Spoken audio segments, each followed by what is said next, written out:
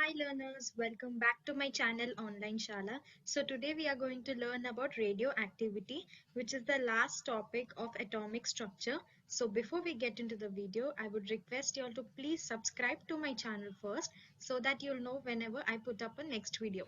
So for now, let's get started. So first let us see the discovery of radioactivity and what is it all about. So in 1896, there was a professor called Henry Becquerel who who was working on some nature of fluorescent substances. So once he left a sample of crystals of potassium uranyl sulfate in a drawer wrapped properly in a light proof thick black paper. Okay, so he wrapped properly in a light proof thick black paper those potassium uranyl sulfate in a drawer, and then he left it like that for a few days. Later on, he saw that they developed a photographic plate. He found that it was already exposed. So this unknown phenomena he wanted to investigate further. He was curious about it. He wanted to learn more about it. So he concluded that the photographic plate got exposed because of some invisible radiations given out by uranium metal present in these crystals. So in the first picture, okay, he found something like that. So he wanted to know more about it. So what he did, he developed an apparatus by which he could measure the amount of radiations out by the uranium per unit time.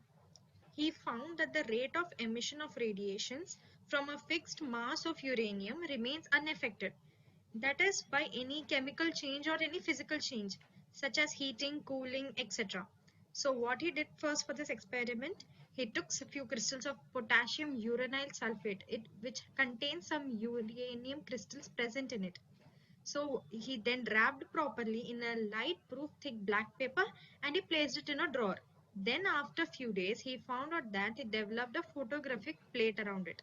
So he was curious and he developed an apparatus by which he could measure the amount of radiations given out by the uranium per unit time. So he found out that it doesn't affect any chemical change or any physical change. So it was clear that the electrons revolving around the nucleus are playing no part in this. So these radiations must be coming from the nucleus of the atom at some fixed rate. So as you can see in this second picture, there's a picture of uranium giving out some alpha, gamma and beta particles. We'll be studying about it later. Just for you people to imagine it, how does it look like giving out radiations. So in this picture, there is a uranium atom placed here and it gives out radiations like this. So what is radioactivity actually?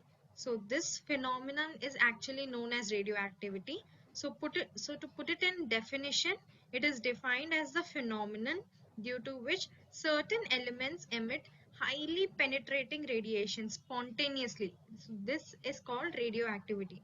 And the radioactive elements are the elements which emit high energy radiations on their own. So naturally, they emit high radiations on their own. They are known as radioactive elements. And those elements which are highly penetrating radiations are called radioactivity. This phenomena is called radioactivity. So some elements are from the periodic table are uranium, thorium, radium, or okay, etc. All these are radioactive elements. So now let us study in detail about these alpha, gamma and beta particles which are radiated from the uranium crystal. So, a scientist named Ernest Rutherford, he devised a method to study the radioactive radiations. So, he found out three radiations coming out from radioactive elements, and those radiations were alpha, beta, and gamma particles. So, first we are going to see about what are alpha particles, then we'll see beta and gamma. So in this alpha particles, so in this picture as you can see here, so an alpha particle consists of two protons and two neutrons, okay? That is nuclei of helium. So they have 2 units charge. So they have 2 units charge and 4 atomic mass number. So 4 is their mass number, 2 is the atomic charge. And they are slightly affected by electric and magnetic fields and has least power of penetration through matter. Least power of penetration of matter means that it cannot easily pass through any object placed in front of it. So it has the least penetrating power. So remember that that is an important point, that alpha particles have least penetrating power. And remember that the alpha particle example is a helium atom. It has 2 protons, 2 neutrons, and 4 is the atomic mass number of helium. So next, let's see the beta particles. Okay, so beta particles, they consist of electrons having -1 unit charge and negligible mass. That is, their mass is 0, so almost negligible. So they have -1 is their unit charge, and they are strongly affected by electrical and magnetic field and can penetrate through 5 mm of aluminium or 1 mm of lead. So comparatively to the alpha particle, beta particles have a little stronger penetrating power, as they can penetrate through 5 mm of aluminium or 1 mm of lead, whereas in alpha particle, as we have already discussed, that it has the least amount of penetrating power and it cannot penetrate through any object. So beta particle can do that. And compared to alpha particle had a mass of 4, whereas beta particles mass is negligible, and it is having -1 unit charge. Beta particle has -1 unit charge, and in alpha particle it is 2 units charge. So you can see this reaction over here, where carbon 14, the nucleus undergoes beta decay. It forms a nitrogen, which is 14 atomic number, and it gives out an electron. So that's why that -1 charge, and plus antineutrino, that is just negligible. You can just ignore that. You just focus on the equation till here. So this is about the beta decay. Now let us see about the final one, which is gamma decay. So gamma radiations. Okay, so they are electromagnetic radiations having wavelength less than the X-rays. So they have no mass or charge and are unaffected by electrical and magnetic fields.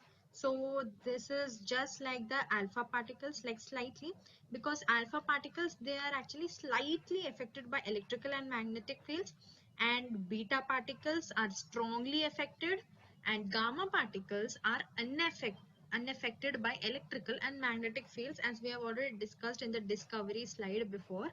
So this figure was already there over there, and I told that the uranium particle give out this alpha, beta, and gamma particles. So gamma particles, they are unaffected. Okay, they have no mass or charge, and they are just negligible. So but their penetrating power is very strong. They can penetrate 30 centimeter thick iron. Okay, okay, now see this picture over here. So as I said, that alpha particles, they have least penetrating power, so it will just penetrate through this paper, maybe just a little bit.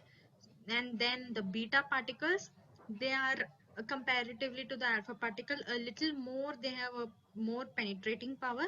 So they'll come to this piece of steel over here.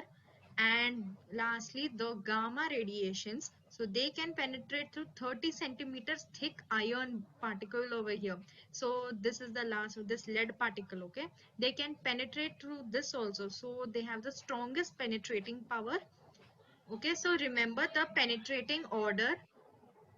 So I will tell you about the rate of penetrating power. So first is the, okay, alpha particles, as I told you, it's the least penetrating power.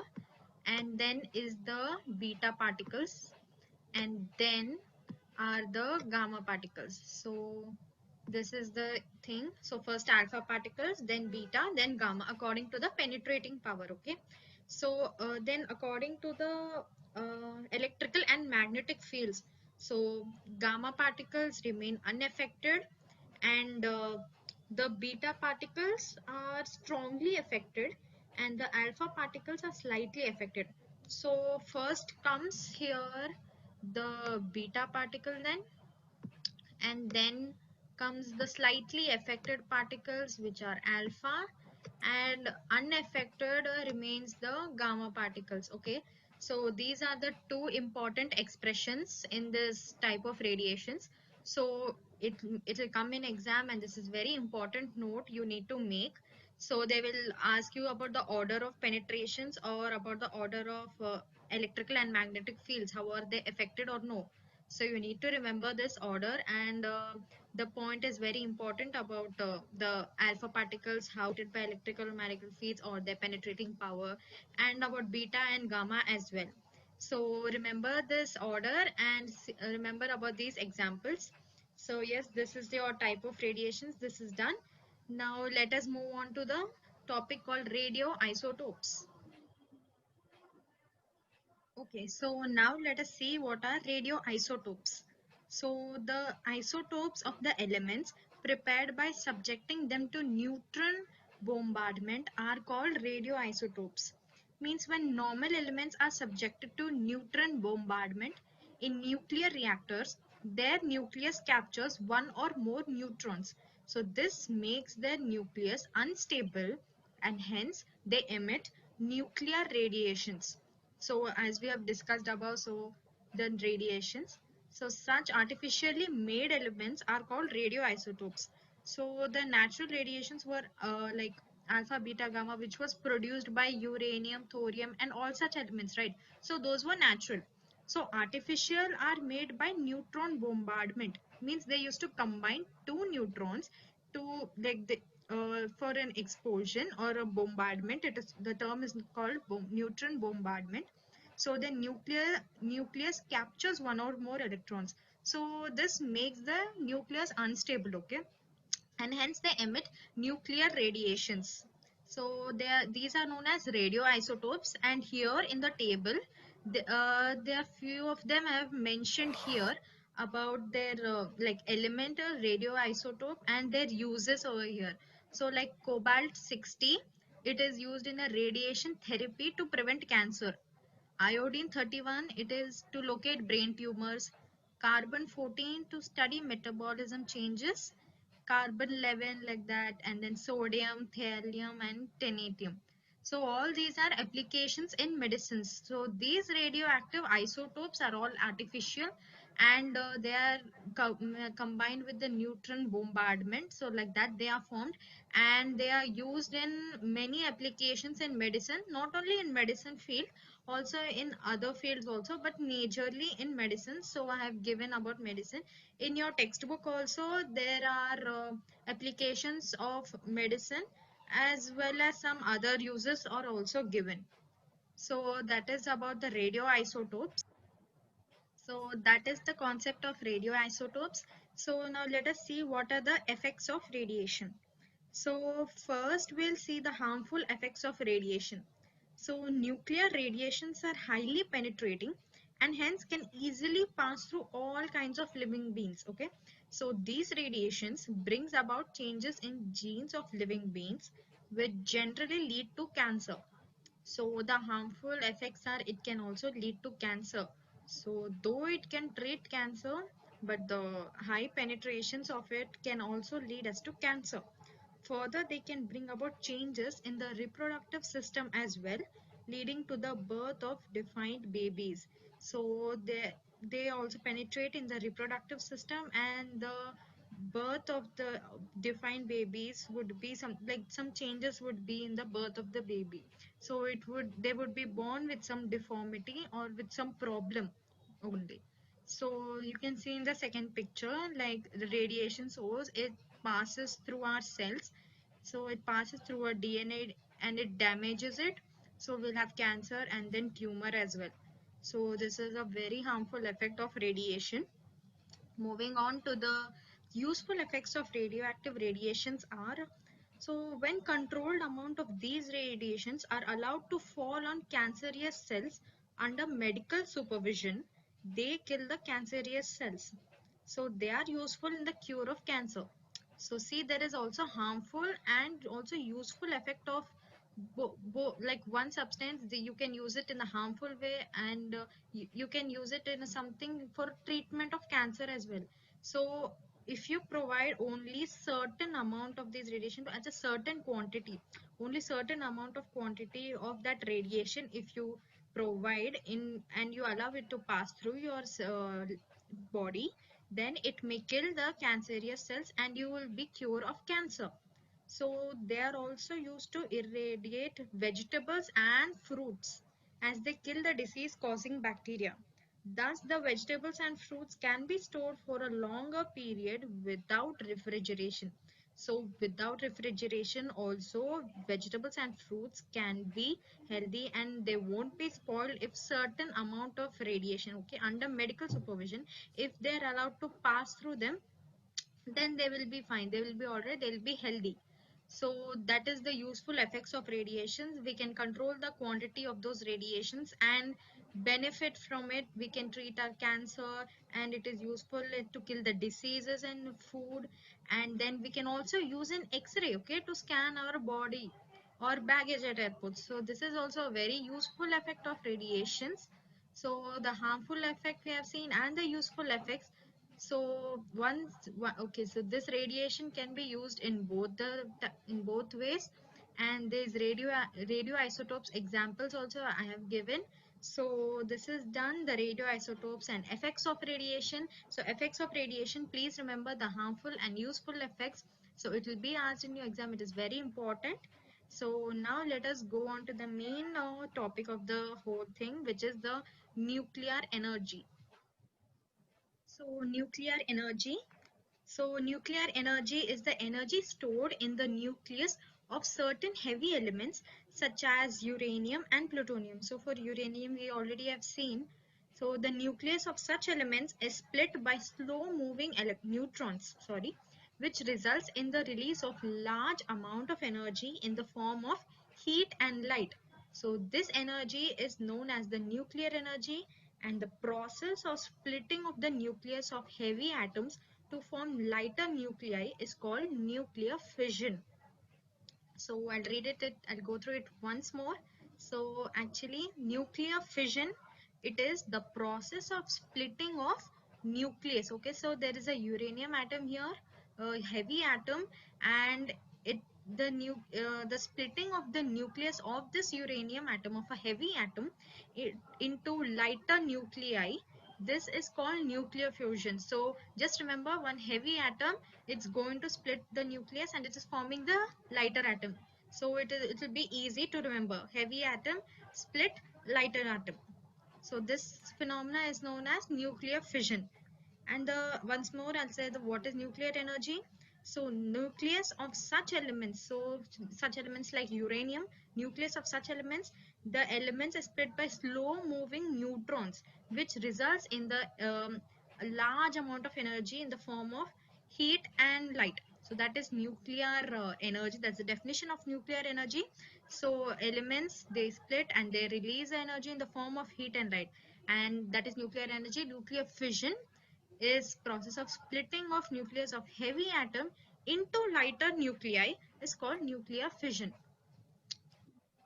So nuclear energy can be produced by fusing the nuclei of lighter elements. So for example, if you see the sun and the stars, the hydrogen atoms fuse to form helium nucleus with the release of tremendous amount of heat, energy and light energy. So however, the fusion of hydrogen atoms take place only if the temperature is around 10 million degrees Celsius and pressure 1 million times the atmospheric pressure. Fusion of hydrogen atom takes place to form helium nucleus, and it gives up a tremendous amount of heat energy and light energy. So let us see what is nuclear fission. So the process by which two nuclei combine at an extremely highly temperature and pressure to form a stable heavy nucleus with the release of very high amount of energy is called nuclear fusion. So it is just the reverse of nuclear fission, I suppose, because in nuclear fission we have seen that the heavy atom, like the heavy particle, they split into nucleus to form lighter element and give out a tremendous amount of heat energy or light energy.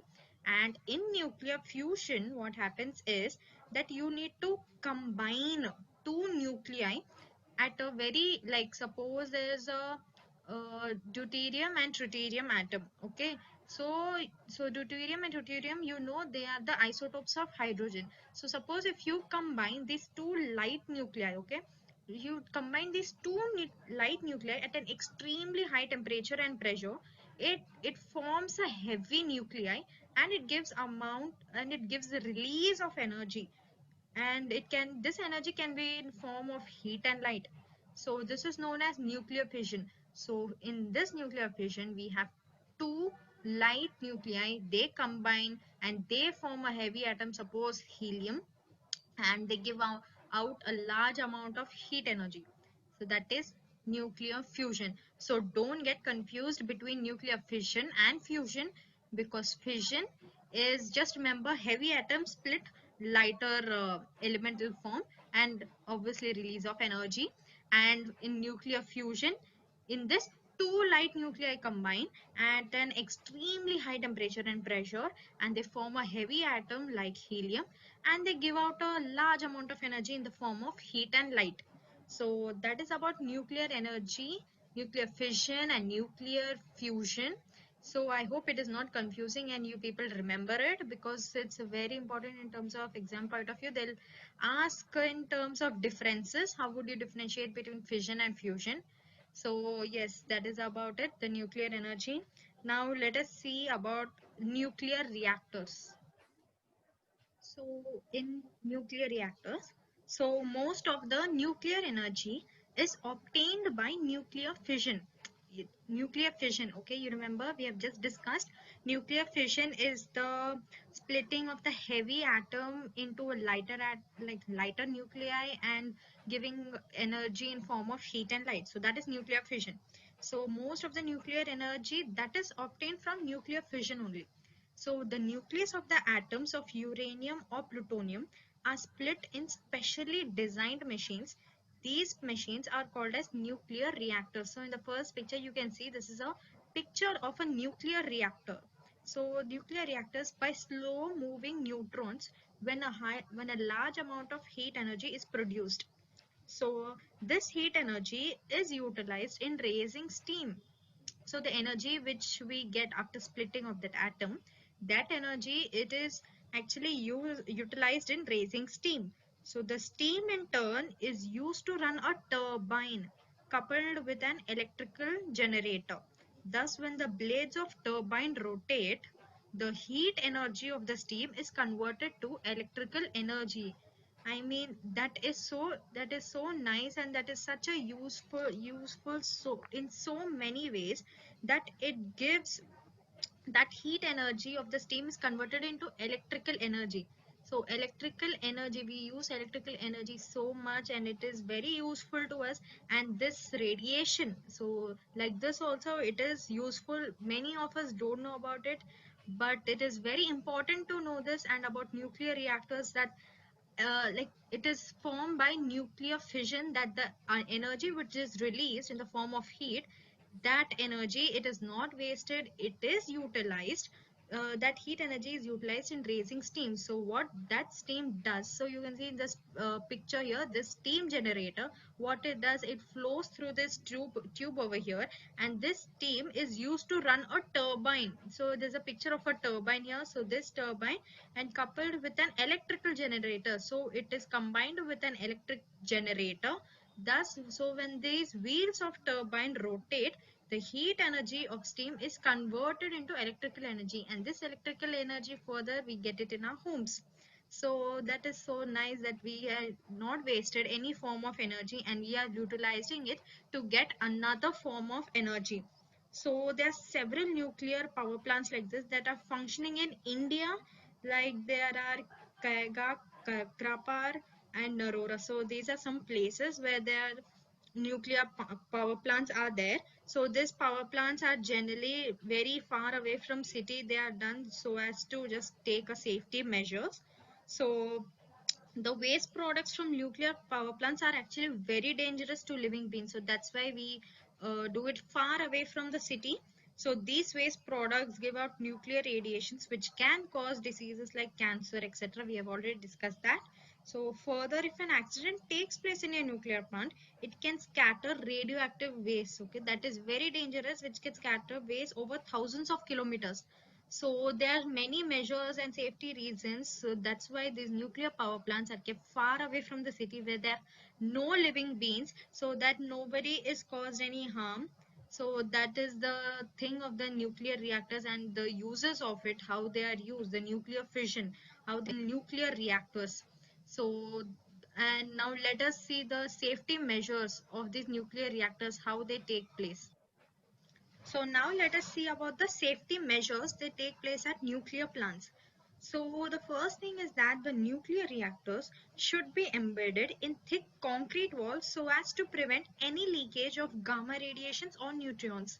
So the nuclear reactors which are there, they have to be covered with thick concrete walls so that they have no leakage of gamma radiations or neutrons. So that need to be assured first.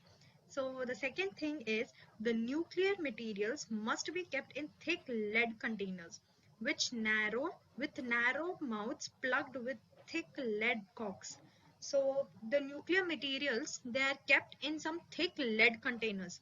So through which they won't penetrate out or they won't come out, with narrow mouths plugged with thick lead corks. Okay, so the containers are also lead, and the corks also are made of lead. So that's the second point. And the third one is the workers in nuclear establishments must wear lead lined aprons and gloves. They must wear special lead glasses to protect eyes. So you must be wondering, why lead? Why lead containers? Why thick concrete walls? Why lead corks?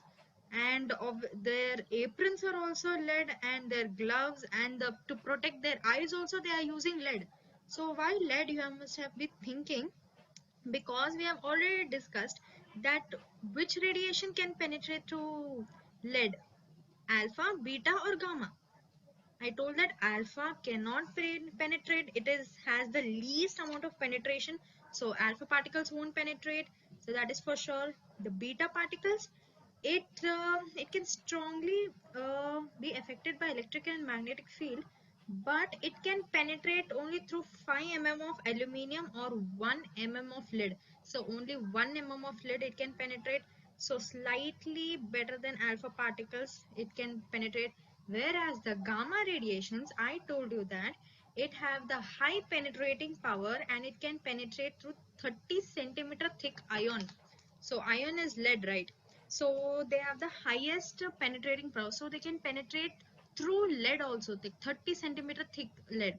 So there's no worry of alpha or beta radiations. They won't penetrate, but the gamma radiations, it will penetrate to 30 centimeter of thick ion. So that is why you need to wear, they have thick lead containers, and the workers which they wear, they have lead lined aprons and gloves. And to protect the eyes, obviously materials made with lead glasses to protect their eyes they use. So that is the point you need to make a note of. And the fourth one is any nuclear material should be handled with mechanical tongs. So mechanical, so you need not to touch with hand. There's a tool called tongs where you need to hold those items with mechanical tongs. So there should not be any direct contact with your body and those materials. So just it's a safety measure. You need to be careful of that while using it. So that's why mechanical tongs are used. So the another fifth point is that the workers must wear special film badges. So these badges can absorb nuclear radiations, which can be tested to find the amount of radiation absorbed by a particular worker. So that is very good thing. Like we will know through the batches that those batches are there, right? Those can absorb the nuclear radiation. That is a special tool that those batches can absorb nuclear radiation, and then with that match we can find out how much amount of radiation is like gone through the body of a worker. So in that case we can be more careful, and we can the safety measures can be more assured. So So the next sixth point is that a periodic medical checkup should be done. So if a particular person is found overexposed to nuclear radiation, he should be immediately withdrawn from nuclear establishment. So from the previous point, so we know that they have special film badges, right? So with that we can know that how much amount of radiation is absorbed by a body. So if they are overexposed to nuclear radiation, they should be immediately withdrawn from the nuclear establishment, as they may get chances of getting their health and may go worse. So they may get cancer as well, some diseases like that. We have seen that if more amount of radiation goes into our body, it is very, very harmful.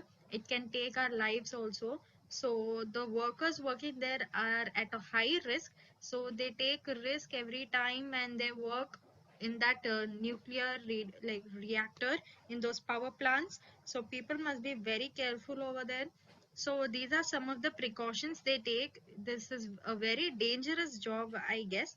So these safety measures must be taken by them. So yes, that is the some of the safety measures. And about the nuclear plants, I hope it is clear to all of you.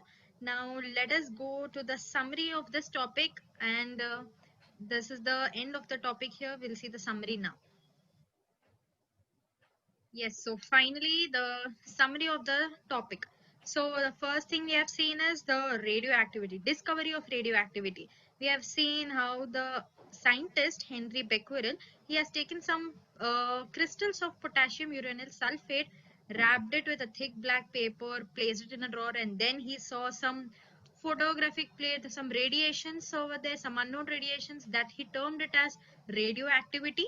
And we have seen some of the radioactive elements like uranium, plutonium, thorium. So some of the examples of them.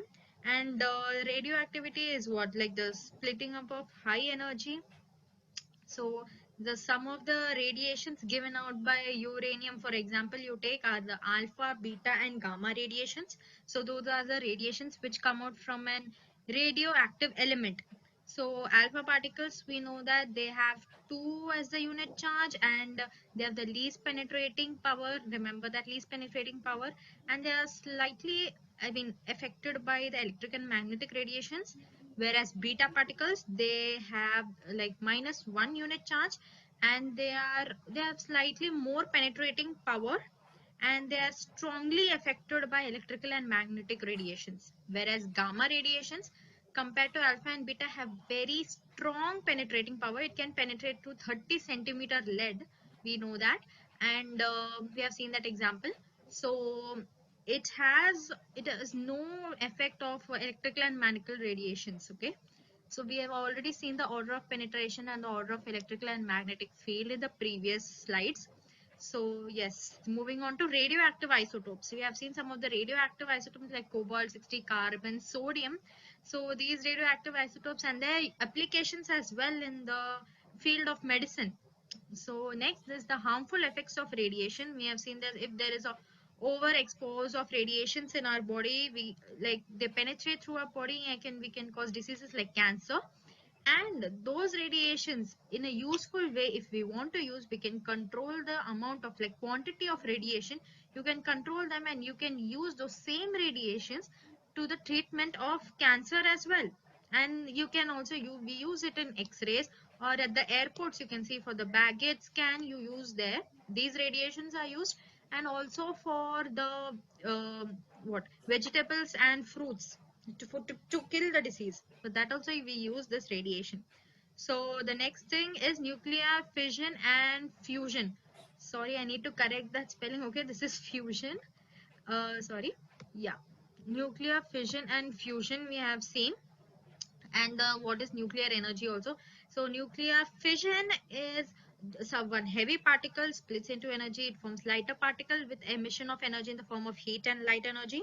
And the nuclear fusion is when you combine two light nuclei. Suppose there is deuterium and tritium, so you combine two light nuclei to form a heavy atom with the release of energy in the form of heat and light. So that is nuclear fusion. And then nuclear reactors, we have seen that this amount of energy which is released from nuclear fission, that how it is used to generate electrical energy. So that is very important that we have seen. And obviously the safety measures at last, we have seen that they need to, the workers need to take some safety measures for themselves so as to not risk their lives. So that is those are the safety measures we have already discussed before, so that you need to remember. And yes, so we have come to the end of the chapter. I've discussed the summary and everything. So thank you so much for patiently listening to this video. So we have come to the end of the chapter, and I would request you all to please subscribe to my channel so that you will know whenever I put up a next video. And please leave down your comments. So and please suggest me which video should I put up next, or which video you would want to see in science, like any chapter. So yes, thank you so much for watching this video.